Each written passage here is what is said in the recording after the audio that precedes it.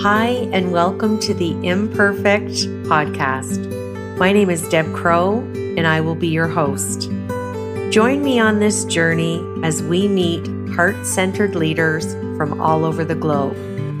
Lots of interesting questions, interesting conversation, and find out what makes a leader. How do they handle uncertainty and complexity? How do they lead in a time that is volatile? Join us. Welcome back to Imperfect, the Heart-Centered Leadership Podcast. This is your host, Deb Crow, and I have found yet another heart-centered leader. He's become a LinkedIn connection, a colleague, and I think I'm even going to call him my friend today. I want to introduce you to David Marlow. He is the founder, the president, and the chief encourager of VLURU. Dave is a nationally recognized leader in both personal and corporate transformations. During his career, Dave led company-wide transformations at 3 Fortune 500 companies, serving in senior leadership and executive roles. In addition to executive coaching and corporate transformation work, Dave is a highly sought-after speaker, delivering keynotes at global business conferences such as AT&T's B2BI Customer Conference, Fusion's IT conferences, and most recently at the Global OPEX2020. So Dave, welcome to Imperfect. Hi, I'm excited to be here, and it's great to talk with you in person, so to speak. Absolutely, our virtual meeting, and I have to tell you, I enjoy your daily post and content on LinkedIn, and regardless of what time of day I'm able to hop into LinkedIn and take a look, I always make a point of going and seeing your post. And I just want to thank you for kind of your daily wisdom and always sharing of your leadership. And you share from the heart, and it's really prevalent to me, and I know to other people. So heartfelt thank you to you and all that you put out there on social media. Oh, you're very kind, and you're most welcome. So I'm glad it impacts you. So Dave, I got my coffee in hand because I know you're a coffee lover, and I got some really great questions for you. So are you ready? I am ready. I have my coffee as well, so fire away. Okay, here we go. I know that you are an expert on Ikigai. I would love for you to describe your creative moment and process when you were able to create a practice around this methodology to really help people find their purpose or their reason to be. Can you share with us that moment, Dave? Sure. So probably going back to even just my own discovery of Ikigai and my Ikigai, which is no, not ironically enough, helping others find their purpose in life. It started probably, I'm going to say about 4 years ago. I could see that my corporate career was not going to end the way that I had hoped or planned. I started getting on LinkedIn because the worst time to get on LinkedIn is when you need a job, right? And I just started sharing. It's much like, again, I appreciate what you said earlier, but it's true. I just started sharing things about my heart, from my heart, things that I felt were important for people to know or that I cared about. It wasn't any kind of plan or any kind of a particular goal or thought in mind other than sharing. And I asked some friends, I said, hey, I've been doing this for a while. What's from just reading my stuff, what's my brand? What do you see as coming out? And had some feedback, but one guy said, I don't know about your brand, but you ought to look into Ikigai. And so I said, well, what's Ikigai? So I just look into it. And I dug into it and found that it had been something that I had been teaching and using and living out really for almost 30 years. And I finally had a name to it. And Ikigai, of course, is your purpose, your reason for getting up in the morning. And living into that purpose is that unique expression of you, your gifts, your passions, your skills. It represents your ability to impact the world. And living into that is spending time doing what only you can uniquely do. And so my practice is to help people uncover that, because it's really not so much discovering it. It's there. All of us know it. We see it. There are indications of it.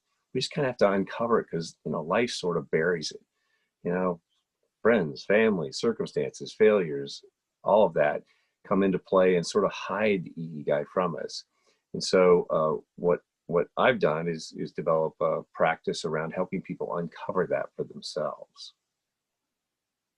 Well, and I think the uncovering is, if we think about the map, when you can discover that intersection of all the different elements, and like you said, you were living it, and it was kind of your aha moment when you realized it had a name. And it's so neat when we have those discoverable moments in life. And I think that's when we know that we're really on our right path and our right discovery. Yeah, absolutely. And I love that you mentioned the four elements, and a lot of people, if you just Google Ikigai, you'll find a Venn diagram with your purpose or passion, what you're good at, what the world needs, and what they're willing to pay for. And I always tell people that is really a tool and a diagnostic to help you uncover the way you might manifest that.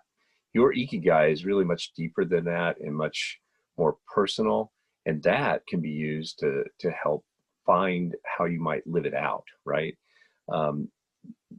I tell many people that you're not really an accountant, or you're not a lawyer, you're not a continuous improvement guy like I was, or you're you.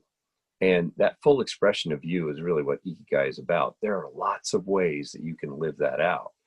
If you go back over my career, I started even as a teenager in commercial radio. I was a disc jockey and did some TV and things like that, although I have a face for radio.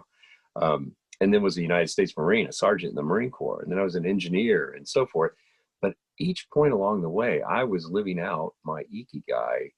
And that was present in all of those different types of occupations. So that's one thing. It's really important for people to understand. There's a lot of ways that you can manifest your gifts and your purpose in life. And that Venn diagram is a great way to do that, but that isn't your Ikigai per se. Well, and it's interesting. And I think what I'd love to do is have a link from you to put underneath the podcast in the episode description. So I don't want to leave people hanging when we can give them this actionable step. So we'll definitely direct people towards that. Now, my second question is the one that all of my guests get. What imperfections does Dave bring to his heart-centered leadership? Oh my goodness, we're going to need an hour and a half for this segment.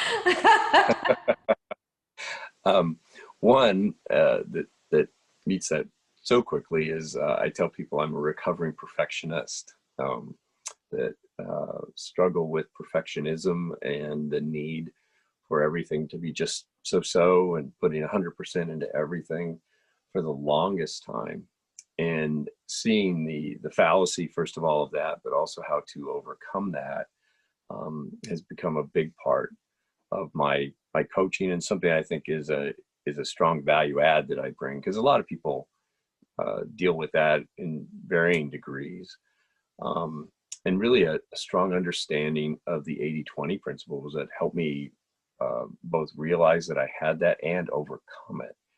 And very quickly, the 80-20 principle, and the way I teach it, is 80% of the positive things in our life come from just 20% of the activities that we do, or the things that we do, or the time that we spend. And the vast majority of things have no value. Yet we invest 100%. If you're a perfectionist, you're putting all kinds of effort into that space that has very little, if any, value. We're much better off investing more time in the high value things and focusing. Very, very few things matter.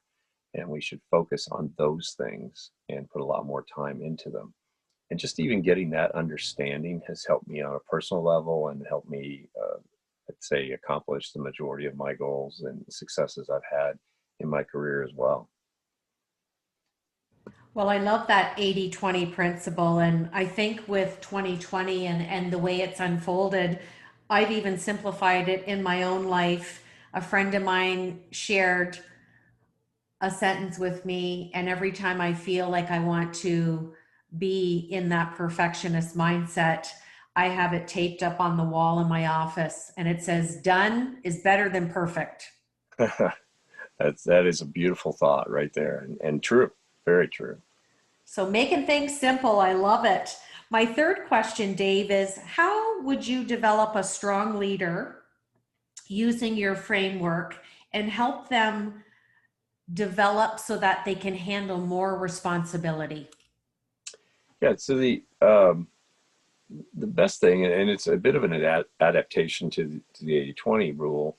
Most people are overwhelmed by noise. Right? A lot of stuff going on. The transformations that I've led have been primarily around getting leaders a little more time and a little more ability to think about the future as opposed to just handling the current situation. I'll take my own progression because this is kind of how I match and met uh, with leaders along the way. When I was at a company called Metavante, it was a large financial services company. 20% of all the financial transactions in the U.S. were handled by their network operations center, and I led that. I was the vice president of technology services, and there had been 5 people in that job in the prior 7 years, and all of them had been pushed out and overwhelmed. And the primary reason was I spent most of my day getting yelled at for all the stuff that was going wrong. And so I took a quick look at and applied my noise reduction process, right? Just what can I do to keep keep from getting yelled at, right? And I looked at, for example, the majority of the escalations to me were from vendor issues. So I broke down what was causing vendor escalations and eliminated those things and took some very simple steps to a lot of it was passed down from shift to shift to shift. As you can imagine, a 7 by 24 hour network operations center, you had a lot of turnover. There was actually no process for turning over from one shift to the next. And as a result, issues were left hanging or unknown to the overnight shift and so forth. Just getting that noise level down by creating a turnover process gave me a few days a week to start thinking about the next thing. And then I invested that time in getting the noise down again and eventually got things running fairly smooth, and then can invest in the innovation space and growing and creating. And that's where we took that network operations center. They were on the verge of being outsourced to a vendor, all the way to being heralded as one of the leading NOCs in the world. And that's how I got a lot of the speaking engagements that I got. People said, well, how do you run one of these? So I went and shared. But it was that process, and we need it in our lives, of just getting the noise down long enough to start thinking about that next thing or development. If you're a manager and you're just getting overwhelmed with complaints from either your customers or your employees, you don't have time to think about how we can improve our team. And so that's kind of I'll call it the Marlow method of getting the noise level down, stabilizing sustainable systems, and then investing that and creating a virtuous cycle of improvement that just keeps feeding itself. Well, and it sounds like a process you have put into your own activities of daily living and strategic. There always has to be some tactics and some processes. So I think that's really, really good sound advice. So thank you for sharing. My last leadership question, Dave, is what question could you offer to our listeners today to help them with their process of self-audit? To Oh, just very good. to help them with their process of discovery. What little nugget could we give them to have an actionable item from you? What would be a good question? Yeah. So again, blending some of what we've already talked about, the 80-20 rule, and I haven't shared personal Kaizen, but personal Kaizen is a excuse me, small incremental change process. I would say ask yourself, what small thing can I do today to get my noise level down so I can invest 5 minutes in tomorrow? And again, it's one small action over a continuum of time that leads to great wins. And I think that's such a powerful message. A lot of times we don't see the effort and energy we put into something until someone says, let's just pause here for a moment and look back at what you've just done in the last 7 days or 15 days or the last month. And that's where the magic happens with our own discovery when we see what we've put forth. So great question, Dave. Thank you. Okay, we're going to switch to the Fab Four. These are 4 fun questions. I'm just going to ask them, and whatever's sitting on the top of Dave's mind, that's what we're looking for. Are you ready? Okay, it's dangerous, but okay. Here we go. First question. First question. What is your favorite quote of all time and why? Wow, that's like asking me what my favorite child is. Oh, boy, oh boy. My favorite quote. I'll tell you one that comes to mind immediately, so I'll follow the rules here. It's from a guy named Box, and all models are wrong, some are useful. And I love that quote because we build all of these things, right? We have these methods, we have all these things, and they're all wrong, and they're all going to be proven wrong, but some of them are useful until we get to better understanding.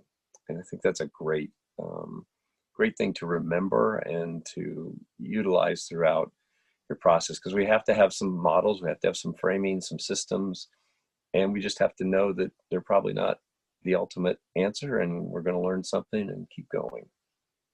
I love that.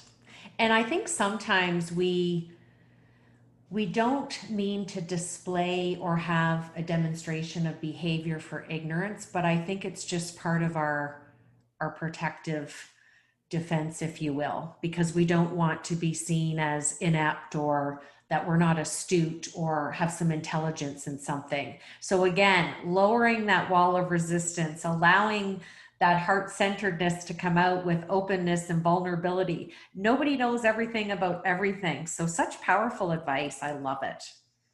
Oh, second question. Okay. What advice would you give to the 16-year-old David Marlow? Oh my goodness. Wow. Call Alicia Killian, who became Alicia Marlow, much sooner. I love that. It seemed to work out for you, Dave, so I think you did okay. Yeah, we're doing all right. I made a good call. I just should have made it sooner. Now, I know because you share a lot of funness and positivity on LinkedIn. I know espresso and running is part of your Ikigai. What else helped you get to your own discovery? Yeah, so really looking at those times when applying a bit of an 80-20 to it, when I was the most energized, when I was the most fulfilled. What are those moments? What are those things out of each of those very seemingly different kinds of careers or opportunities that I enjoyed the most and was the most successful at doing? And by successful, I don't even mean in a career sense as much as it just worked out well. I consider some of the teams that I've coached in kids soccer and basketball and things like that among my great achievements, if you will. And obviously they were just teaching kids, soccer and basketball and baseball, that kind of thing. But when I looked at those and what I got the most satisfaction out of and felt was the most successful in that sense, they always led to helping people be the best that they could be, whether that was, as an individual, as a player, as an engineer, be it a company, even as a product, that kind of thing. At its root, my drive is to help people be what they were meant to be, what they were created on this and put on this earth to do, and helping them be the best at that is what drives me. And those are the moments that I was the most energized, whether again that was as somebody leading a lead transformation program, or coaching, 11-year-old girls in soccer. Well, I love that because it's been a continuum for you, and it's exactly what you share on your LinkedIn posts, your experience. And sometimes we have to, I like to say, fail forward. You talked about being that recovering perfectionist. I believe every time we fail forward, it's an experience that we put in our toolkit, increasing our overall arsenal. And it's that discovery to, I really enjoyed doing this. How can I do this more? So thank you for sharing. And I can really see that in how you lead such a purposeful life, Dave. Oh, thanks for saying that. Last question. It's the big Okay. one. What do you want your legacy to be? Wow. Okay.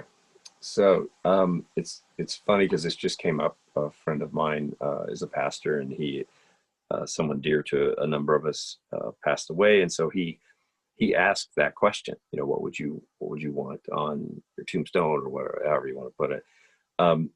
And Russell Acuff is a guy who did a lot in the design space and whatnot, and I love what his mentoree said about him. And that was, I won't be able to quote it precisely, but basically he said that Russell was the kind of guy that would be your friend and be there for you and be all over you if you weren't doing everything you could do. He was the best friend and the worst friend at the same time, because he wanted you to be so much more than you yourself wanted you to be, and helped you be that. And I would love it if people would say that I was fiercely loyal and love the people that were important in my life, and love people in general, and really wanted and did things to help them live out a fruitful and positive life, even if sometimes it was maybe a little rough. Well, and what I love about that is just the humility and vulnerability of what you just said. And even though you're speaking it as futuristic, I think you're living that now, Dave. I think you're very purposeful in who you are and what you put out there. So I think you're well on your way to that trajectory. And we look forward to many more years of you sharing your experience and your wisdom.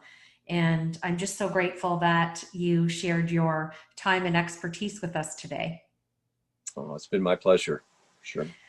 I'd like to end the podcast with my list of 5 things that I feel are helpful for living a purposeful life. Follow your heart, have passion, do your best, know your truth, and always be in love with the journey. This is Deb Crow. Thank you once again for joining me on Imperfect, the Heart-Centered Leadership Podcast.